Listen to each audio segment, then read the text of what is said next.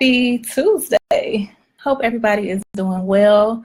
If this is your first time tuning in, I am Shatoya, and I'm the owner and event planner of A La Carte Galore, where I help entrepreneurs plan, coordinate, and execute signature events that help scale their businesses.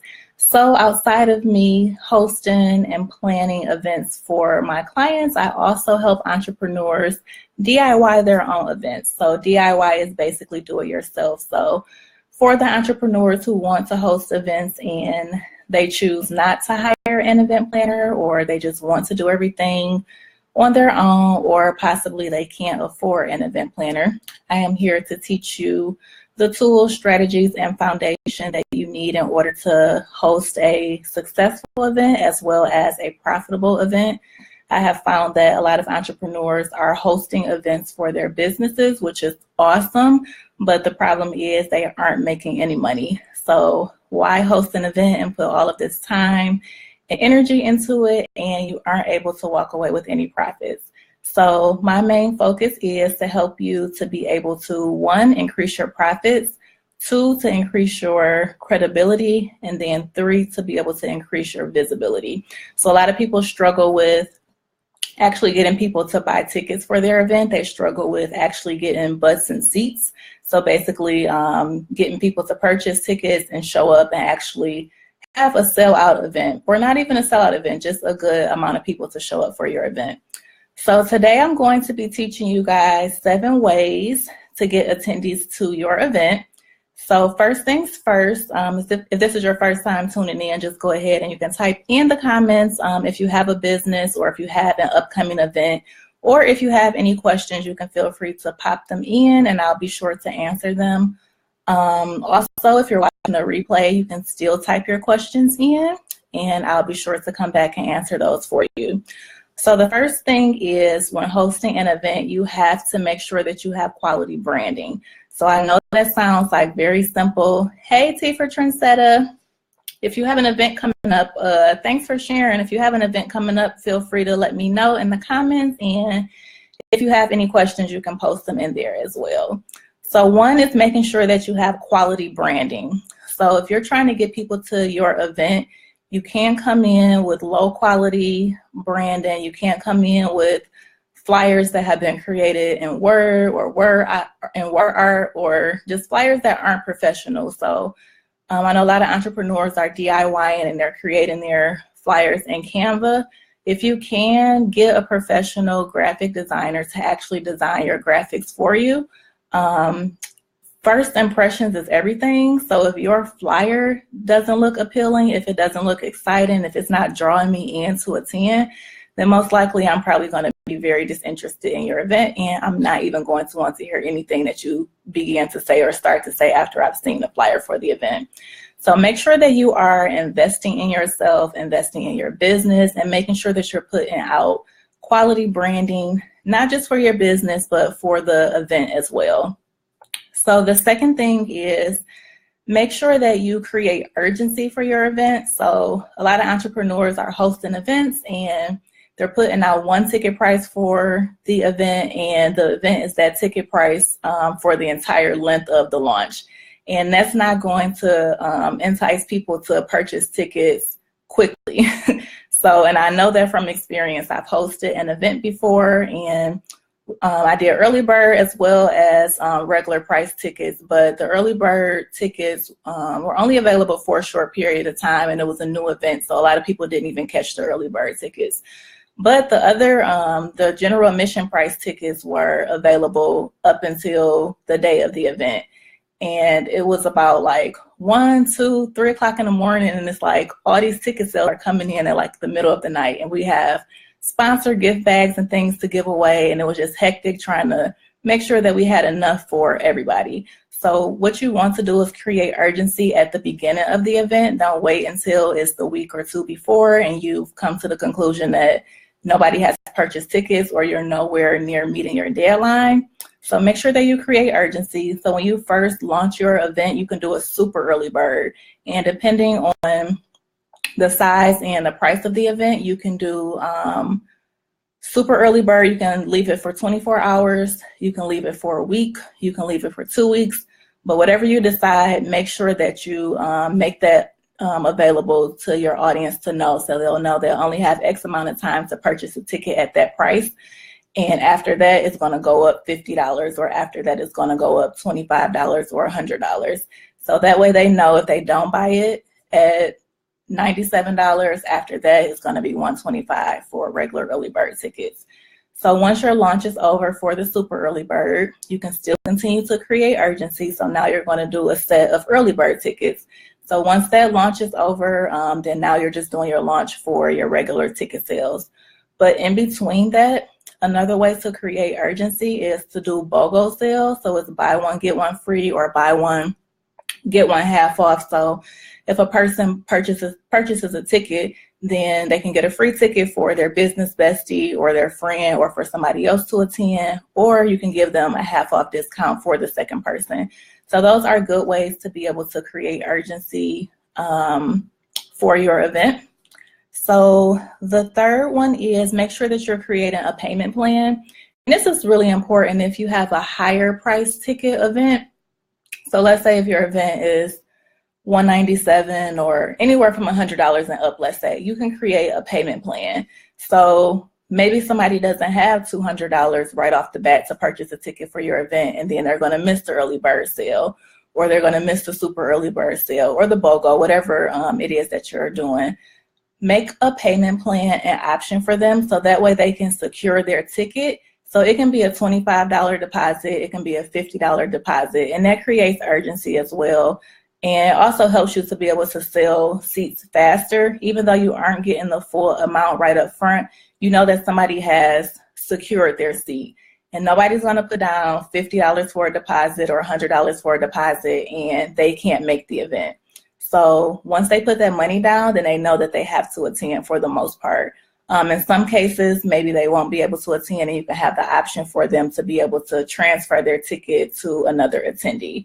And make sure that you have a cutoff line for the transfer of tickets, because you don't want people transferring tickets the day before the event, and you're sitting there stuck in the middle of the night making sure that tickets are transferred, names are transferred, and so on and so forth. And payment plans, you can use, PayPal has payment plan options that you can do. You can use Stripe as well, and ChargeBee. So I've used ChargeBee, and ChargeBee is really great for payment plans.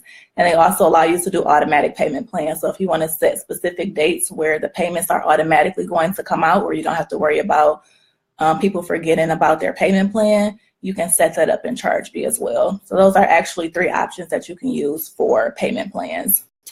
So now we're on to the 4th way that you can get attendees to your event, and this is affiliate marketing. So you do not have to sell out an event or sell tickets for an event by yourself. I honestly encourage you not to try to do it by yourself if you don't have to. So reach out to other people, collaborate with them, partner with them. So as far as affiliate marketing, you can use influencers, you can use bloggers. If you have a business bestie, you can use them as an affiliate marketer, as well as your speakers as well. So if you have speakers for your events, give them a code, give them a link, allow them to share that and promote that with their audience, and make sure that it's like a discounted price, so it'll help them to be able to sell tickets faster too, opposed to them just waiting and saying, well, it's the same price if I were to purchase it, through the regular event site or the regular link. So make sure that you're utilizing affiliate marketing. And in order to do that, just reach out to whoever it is that you want to collaborate with. Typically try to choose somebody who has a good platform, who has a good audience already, and that way you can kind of tap in and leverage their market. So you'll reach out to them, you can send an email and, create some type of communication that way. And then let them know what the offer is, and make sure it's something that's valuable to them as well, and not just to you. Like, it has to be a two-way street for the collaboration or the partnership. You can't just be going out seeking help from other people and you're not giving anything to them. So one good thing that you can do is, once you've reached out to them, let them know that you want them to share your event, whether it's doing a guest blog post or a blog feature or some type of shout out on social media. Even if you want to, you can tap into their market by taking over their Instagram. A lot of influencers are doing that now. So taking over their social media, having them send an email blast out to their audience. So those are just a few things. Another thing that you can do is make sure you have graphics and everything for them. So sometimes when I do affiliate marketing, to make it super easy for them, I'll draft up the email that I want them to send to their audience. And literally all they have to do is copy and paste and include the link or the flyer within the email. So super easy. Don't send somebody something and ask them to create email blasts for the next 3 months. So create some templates and send that to them, and they'll have it already, and it'll make it super easier for them. So those are some affiliate marketing strategies that you can use. The next one is making sure that you're partnering with local media. So I know a lot of entrepreneurs who are just starting out, they're kind of scared to like pitch their brand, or they feel as though they haven't built up their audience to be able to be featured in larger publications. And you can pitch larger publications, that's totally fine. But if you're doing a local event, like tapping into the local media is what's important. So when you're doing national, you're kind of reaching everybody. So if you're doing national, if it's an event that they're going to fly out to, or it's something that's valuable enough for them to fly out to, like a conference or a summit, that's good for larger online publications. Even for smaller ones, it's good to build buzz and awareness for your event, but really focus on local media. That's one thing that's pretty much overlooked when it comes to event marketing and just hosting events for entrepreneurs as a whole. So with partnering with local media, any online magazines, any local publications, even like news stations have online calendars. You can put your events on there. You can also do online calendars. So let's say like Blavity, Empire Life Magazine, Her Agenda, they all have online calendars.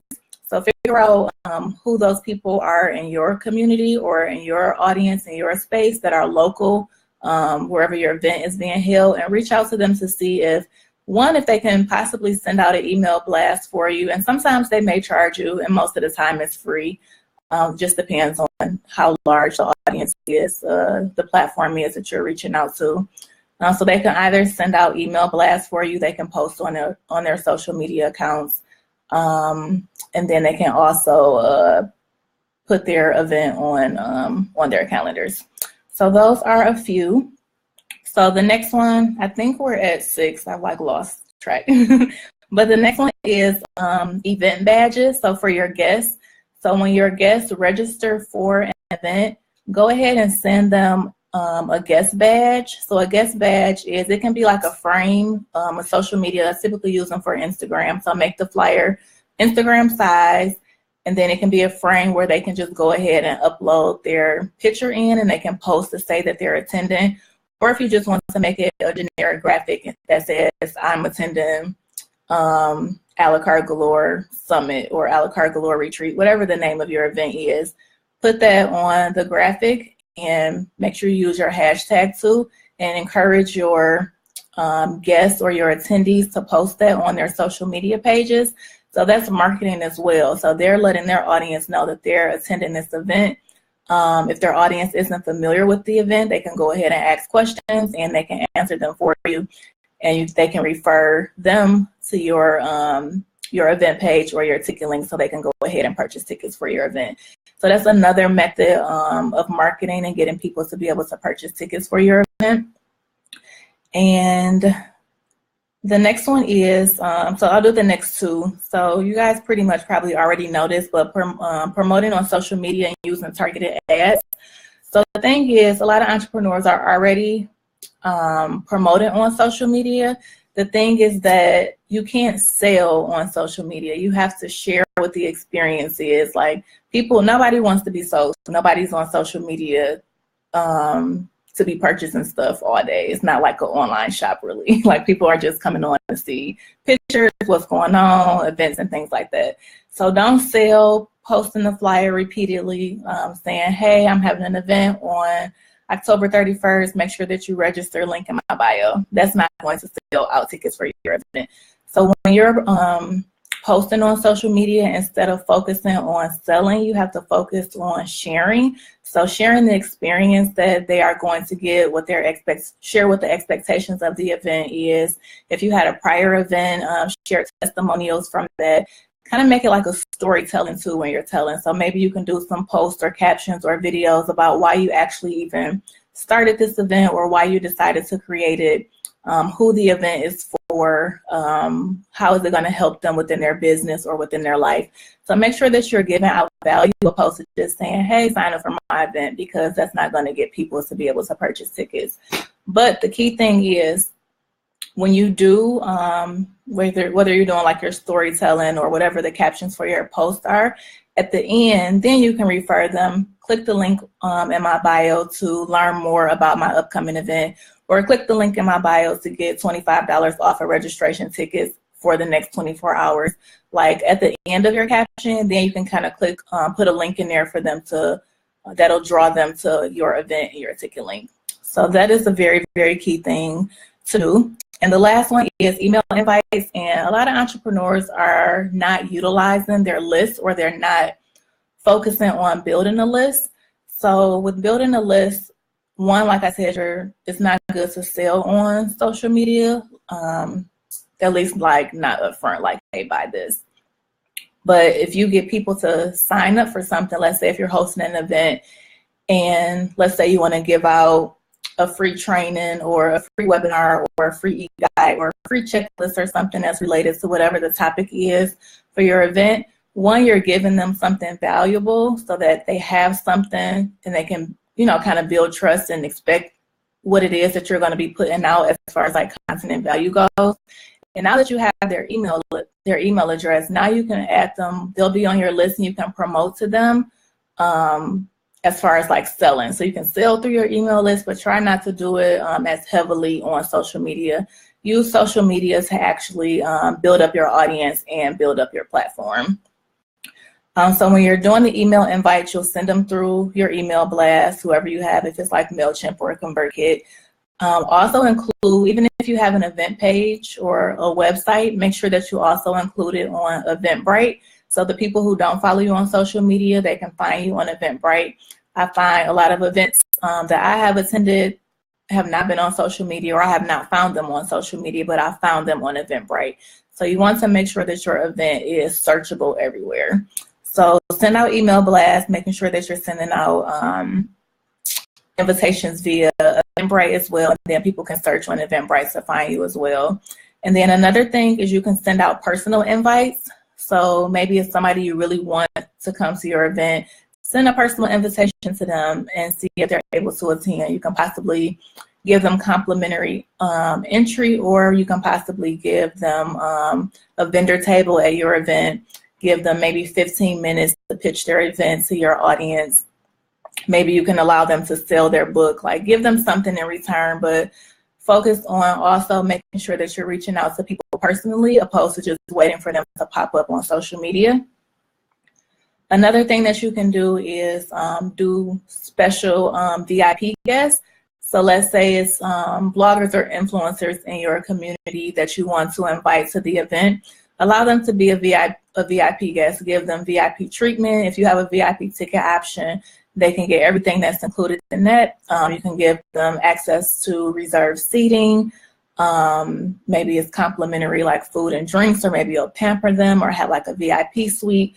But do something along those lines, and then promote them on social media too. Like, hey, I have this VIP guest who's going to be attending my event. They're a blogger or an influencer. They focus on sales and marketing, like whatever it is that they do, just kind of promote it that way. So if they're a blogger or influencer, 9 times out of 10 people know them and they like them, and they're going to say, well, hey, this person or this influencer is going to be at this event, like I need to be there. So that's another way of tapping into their audience and kind of using them as a marketing tool as well. So I actually gave you guys 8 tips instead of 7. So you got a bonus. So I'll do a quick recap.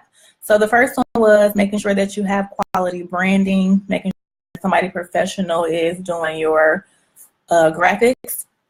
The next one was making sure that you're creating urgency and having different ticket level options, whether it's super early bird, or BOGO sales.